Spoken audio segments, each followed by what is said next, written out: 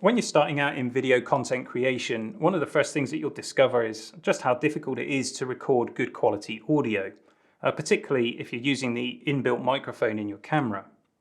One of the first upgrades you'll want to consider is an external microphone of some sort. When choosing your microphone, you might go for something that mounts to your camera, a shotgun microphone.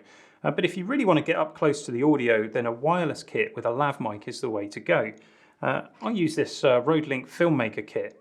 Now this particular wireless kit retails for about £250, and that's not an inconsiderable sum of money to spend if you're just starting out with content creation. So could a cheaper wireless microphone kit work? What about this one here?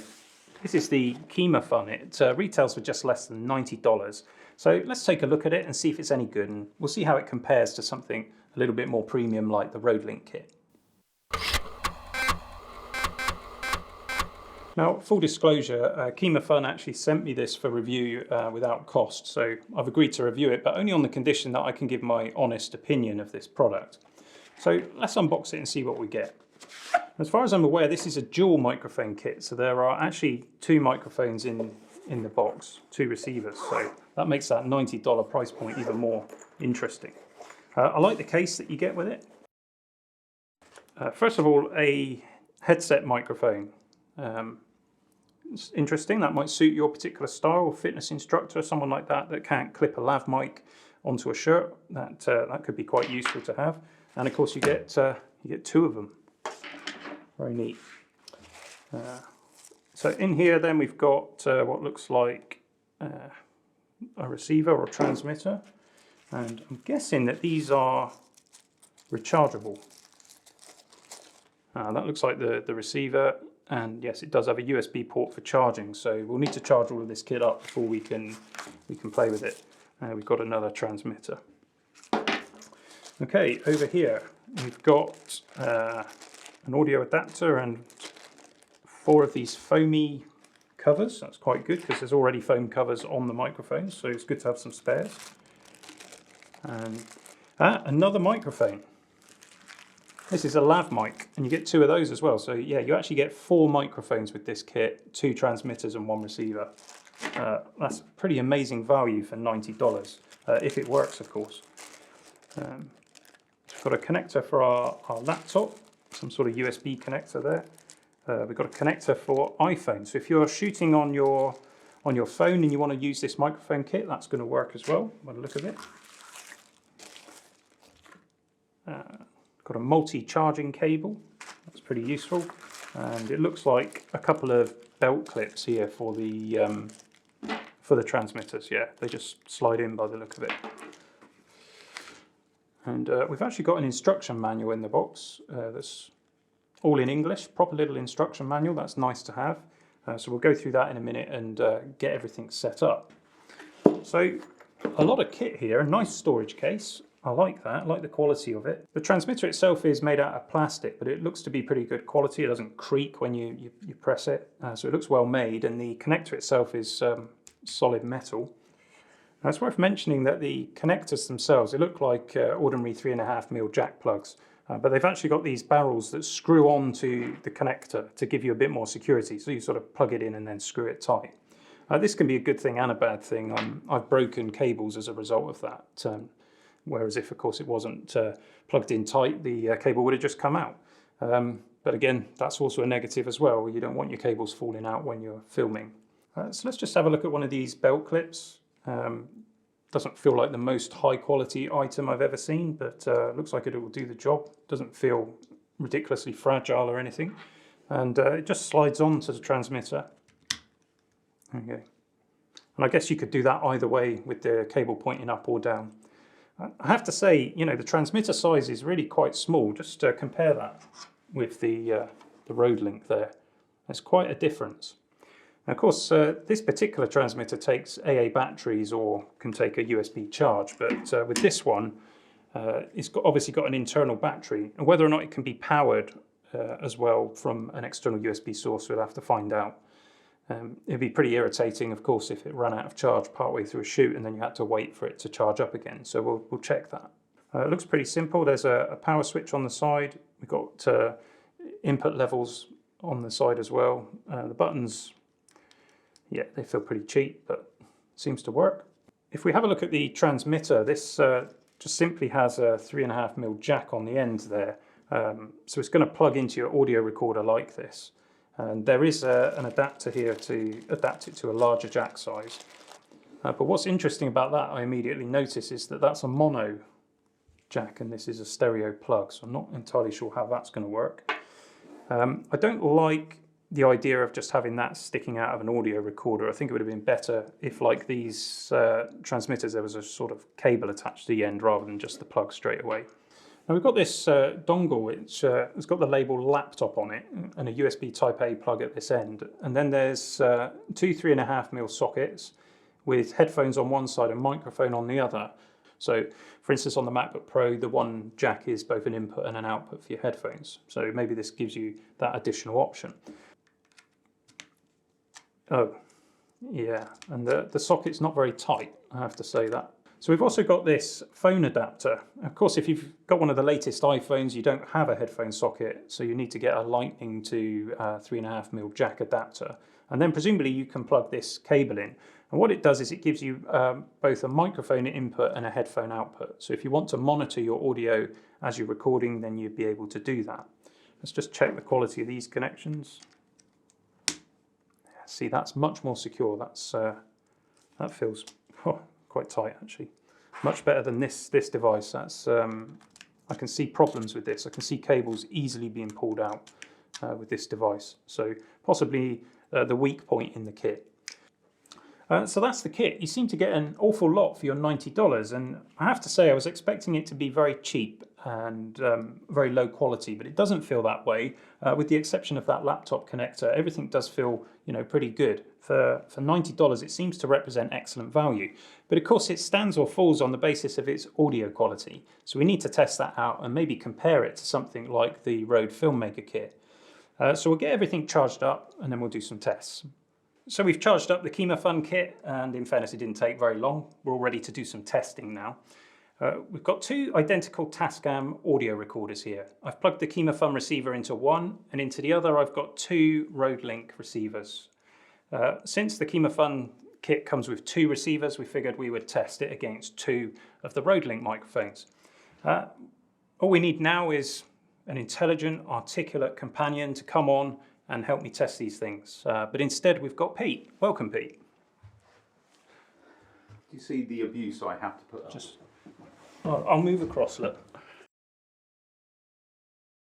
You've got the two microphones already on. There is a clear difference between the two. One is slightly bigger.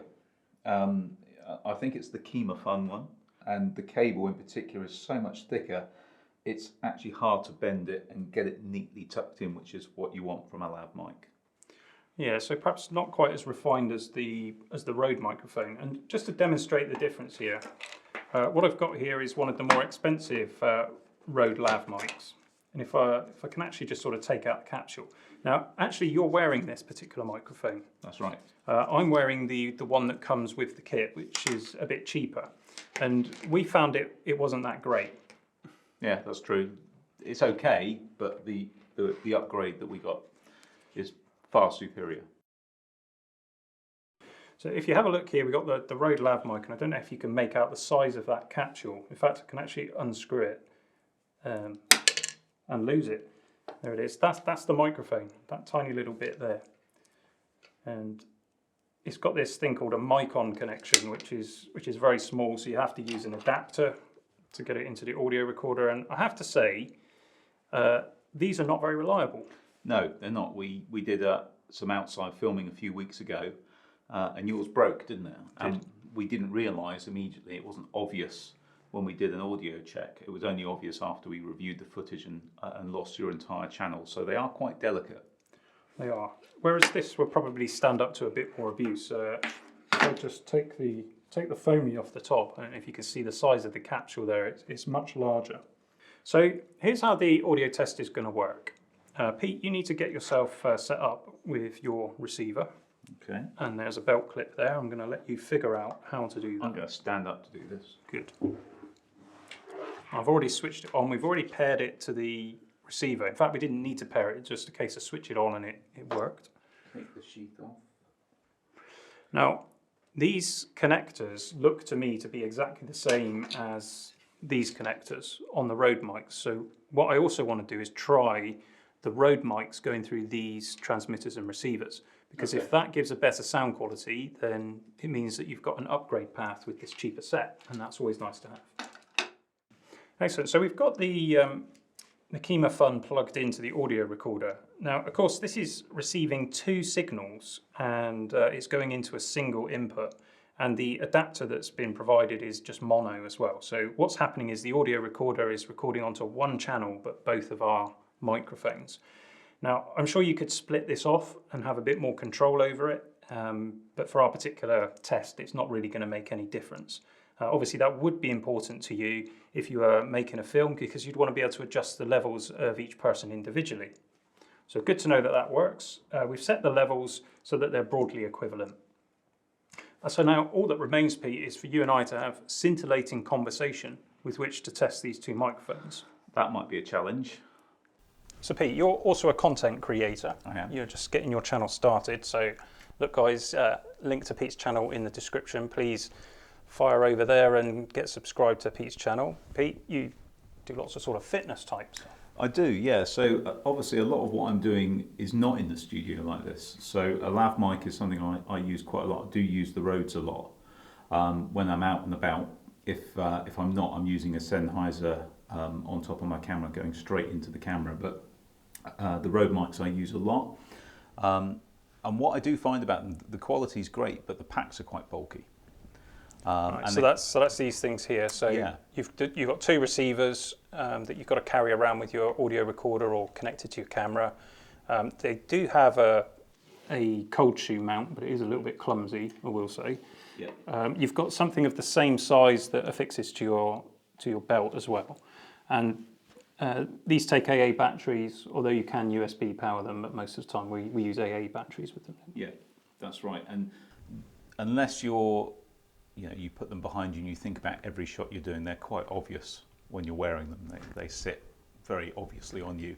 What I like about the Kimafun one here is it is really small, and it would probably just go in your pocket, which is quite nice, because I don't like my lav mic on display. If I got the choice, I'll put it under my t-shirt with a bit of tape rather than on display. So I would say the Rode mic size helps with that, but the Kimafun packs lend themselves more to that. So I'm really interested to see what results we get from this, because it may be useful for my channel. Excellent. So we're going to do some sound tests. So we're basically talking into the microphones now, and what we'll be doing in the edit is we'll just switch between the different microphones so that you can hear what's going on. So just as a reminder, both Pete and I are using the Kimafun microphones as is. We're both going through the Rodelink Filmmaker Kit for the wireless. I've got the standard lav mic that comes with this kit, and Pete is using the upgraded Rode lavalier mic with a mic-on adapter. And so I have tested these separately, so I know that the more expensive Rode mic does give a better sound than the one that's included with the Filmmaker Kit. But it'd be interesting just to get a contrast between them both my voice, which is very different to your voice. Yep. Yeah, some might say my voice is nicer. Some might say that. I'd be interested to see what you guys think. You're just nice. Absolutely. Now, when you're shooting outside, you spoke about putting the lav mic under your t-shirt. But of course, if you have your lav mic exposed, one of these foamies is not going to cut it. With the upgraded Rode lav mic, you get a miniature dead cat. Which we've called a dead hamster. The dead hamster. And if you wear one of these whilst you're out and about, that gets rid of a lot of wind noise. I assume that a similar sort of attachment might be available for these microphones, but it's not included with the kit. However, I will say what you get with the kit is pretty impressive. Now, Pete, you may not have noticed this, but we've actually got 4 microphones included with this kit. So we've also got a headset microphone. Now, of course, your channel is fitness and you're outdoors, and there may be situations where it's actually not that easy to attach a lav mic to your t-shirt. Would you consider wearing a headset? Do you want an honest answer to that? Yeah. I probably wouldn't, because I don't know. I always feel like headsets are for if you're doing like gaming or doing a Pilates class, you're actually running a Pilates class. I feel quite conspicuous with it. but I'd be willing to give it a go for your channel and maybe for my channel. I don't know. It would have to be a very specific set of things. Maybe in the car, but even then, maybe not. Okay, well, look, in order to be thorough, we need to test these microphones as well. So why don't we do a quick swapperoo and unplug our lav mics and plug these ones in. Let's do it. I don't think this is the cheapest, most horrible thing I've ever felt. I'm not overly keen on the way the wire is sort of clipped onto the headband here. I can see my hair getting caught in that, but nonetheless, let's give it a go. So I assume you something like that. And of course the audio levels are going to be crazy. Yeah, so let's try and, there we go, put it about there. So I have actually halved the level going into the audio recorder there to stop it from clipping. And the reason for that, of course, is the microphone is so much closer to your mouth. That's actually a really good thing when you're making content. The closer the microphone is to the subject, the less background noise you're going to get and the cleaner your audio will be. So I expect this might actually sound semi-reasonable. Yeah, and I'm very self-conscious with this one. I don't know if you feel that way, but I have thought of a set of content creators who would probably like this, which is anyone that's doing fitness instruction, and therefore they're moving about a bit. If you've got a lav mic on, it does tend to pick up the rustling of your clothes, and this is exactly what you'd expect to see in some kind of class with the instructor. So perhaps if you're doing either live streaming or filming fitness instruction, PT instruction, this sort of thing wouldn't look out of place, and I move my head about a bit and it seems to be staying in place, and I would imagine hopefully you're not getting too much feedback and rustling on the channel. Yeah, and that's an interesting point there, because we're approaching this of course from the point of view of content creators making video, because that's our perspective, but there's no reason why you couldn't plug this kit into a mixing desk and through a PA system, so you could actually use it for live. I can see it working for live events and other things, although this wire business, I've obviously not done that right, because this probably isn't the best look. Whereas this... I'm going to take this one off now. Yes. Let's go back to the lav mic. It's nice that it's included. It's nice that there's another option. It's an option, isn't it? Yeah. And remind me, how much was this all again? Well, you tell me, Pete. How much do you think you should pay for a kit with 2 wireless sets basically and 4 microphones? It's really difficult to answer that, because I would look at if it had Rode printed on it. That might affect my perception. We all are affected by brand. I would say the build quality of it suggests a price level, but putting that aside for a minute, not having handled the kit before now or seen the brand, if I didn't know any of those things, I'd say maybe 150 minimum. Okay, so it's $90 US. Really? Yeah. That's quite a bargain if the quality is okay. Well, that remains to be seen. And there's a nice sort of carry case that went with it as well. I actually think the build quality is all right. These receivers, I mean, they're not creaky. Do you know what I mean? When it's really cheap plastic, and the connectors are metal. Yeah. Which I wasn't expecting. So I think, on the surface it looks like a good deal for $90. Obviously, we'll need to just listen back to the audio before we film the conclusion.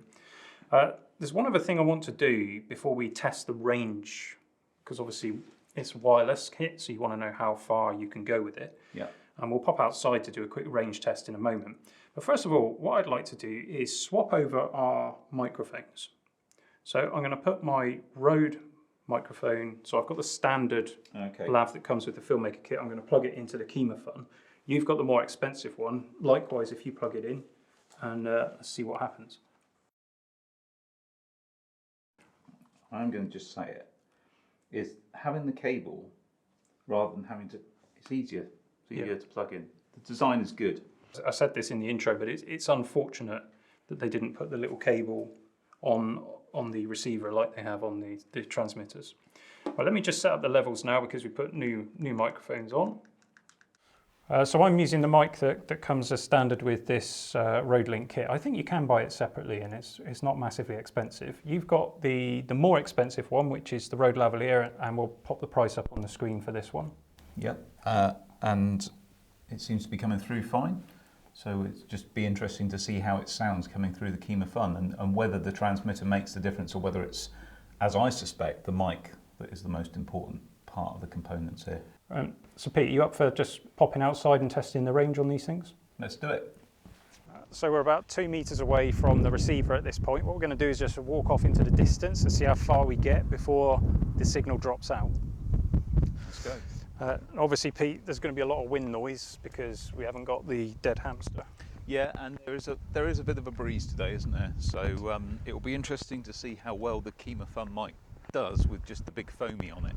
Practically speaking, how far would you actually ever need to go from your receiver with a lav mic like this? Well, we're out of shot of the camera now, so I'd say that constitutes what?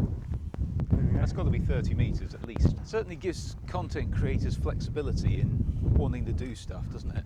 I mean, we did an outside shoot a few weeks ago where we were walking in these kind of distances, and it does add quite a nice dimension to your content.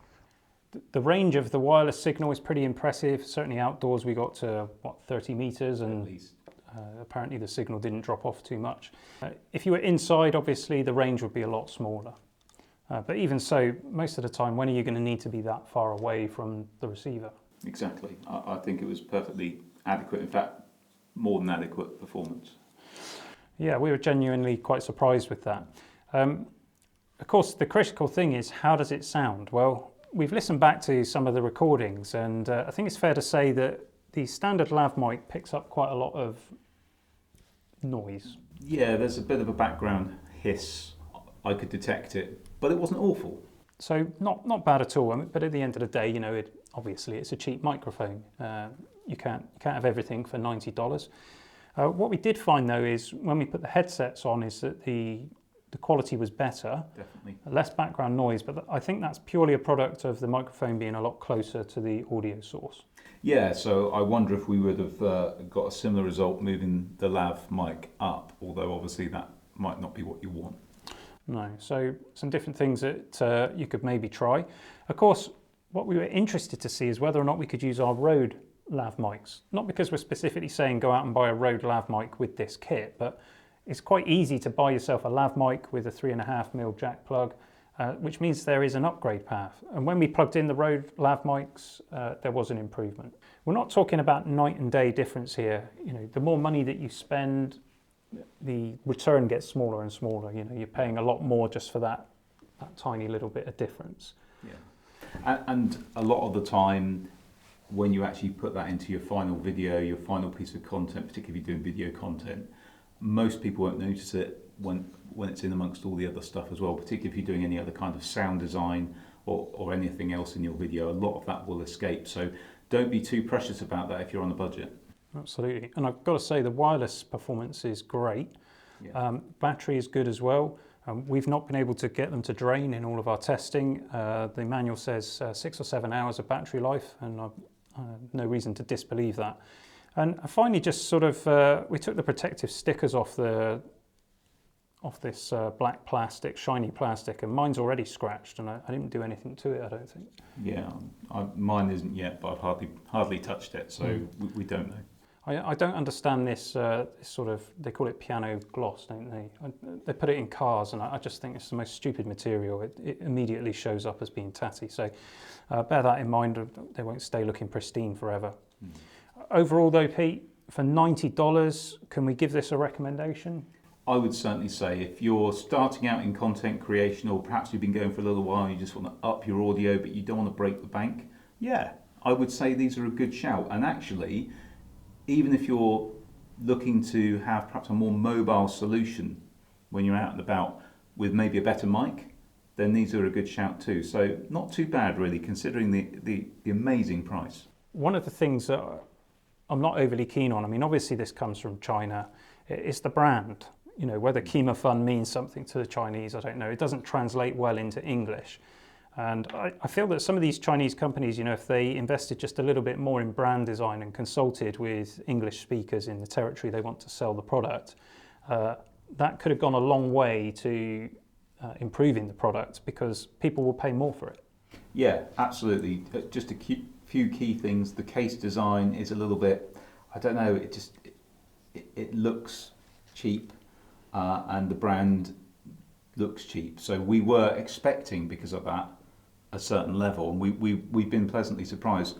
If we hadn't have known that, would we have bought them based on how they look and how the brand is? Well, sadly, I would probably say no. I am a bit of a snob, and echo your comments. If the companies looking to sell in another territory were to approach perhaps those in that territory to help them with their marketing and their branding and their product design, just the case, the interior is great, they'd be on a winner, and they could charge more for it.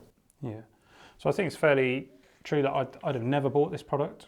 Obviously, Kimafun reached out to me and asked if I'd like to review it. I'm glad they did, because it's opened my eyes a little bit. I think that a lot of people would be like me. They wouldn't go onto Amazon and purchase something like the Kimafun unless they've heard some old farts prattle on about it for probably far too long. So let's end the review there. So if you're in the market for cheap wireless kit, you get a lot for your money. $90, can't really go wrong. Amazon links in the description if you want to pick one of these up and support the channel. So thanks very much for watching. I hope you enjoyed it. Subscribe for more content, and hopefully we did enough to earn a thumbs up or a thumbs down if that's your thing. In any case, see you next time for some more geekery. That will either be or it'll probably be comes out of your mouth.